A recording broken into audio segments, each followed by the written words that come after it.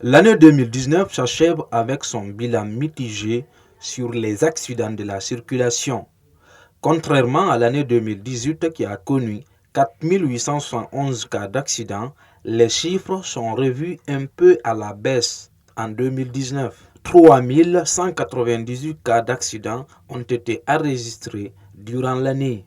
394 cas de mort, soit 246 hommes et 69 femmes. 653 cas de blessés graves et 743 cas de blessés légers. La police routière est un des témoins privilégiés de nombreux cas d'accidents en Guinée. Les 60% des cas d'accidents sur la route sont liés à des comportements des conducteurs, des usagers de la route.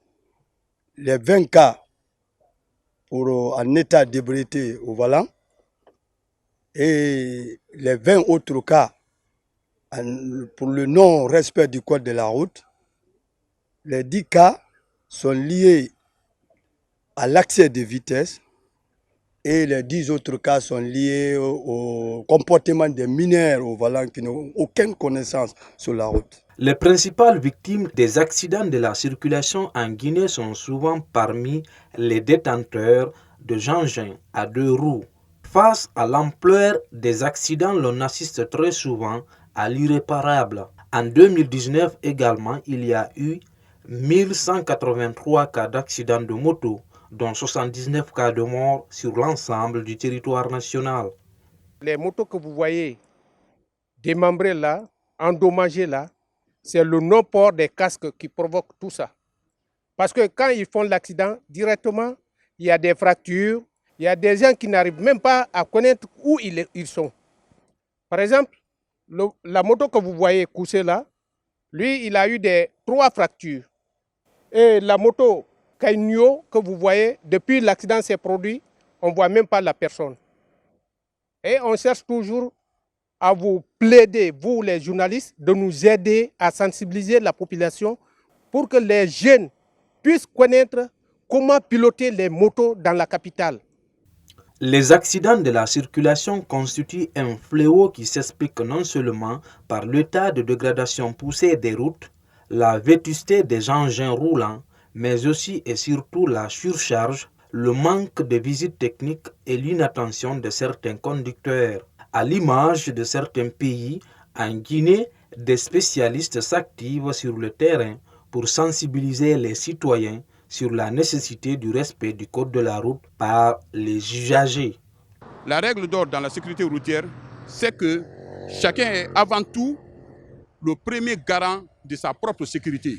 Cette excroissance du code de la route qui a été expérimentée dans les pays comme la Belgique, à savoir le code de la rue, que cette excroissance soit de plus en plus présente dans notre pays, à savoir que les conducteurs les plus influents, à savoir les conducteurs de camions, de voitures, aient un respect de principe par rapport aux conducteurs les plus vulnérables, à savoir les conducteurs de moto et les piétons.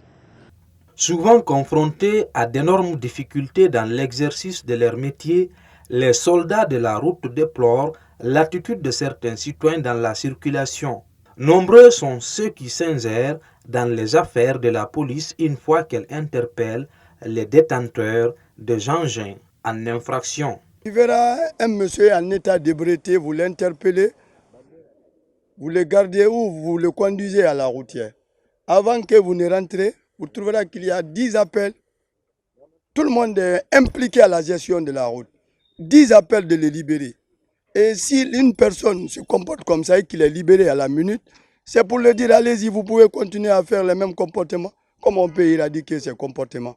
Ce qu'on fait, la loi n'est pas liée pour une personne. Elle a un caractère général et impersonnel. Elle s'applique sur tout le monde, même moi, le policier, qui est garant de la loi s'applique sur moi. 2019 amorce son dernier virage et comme chaque année, la police nationale, à travers ses unités d'intervention, se mobilise pour réduire le taux d'accident. Un exercice que les soldats de la sécurité routière comptent réactiver et accroître pour prévenir d'éventuels accidents de la circulation et faire face à certaines urgences.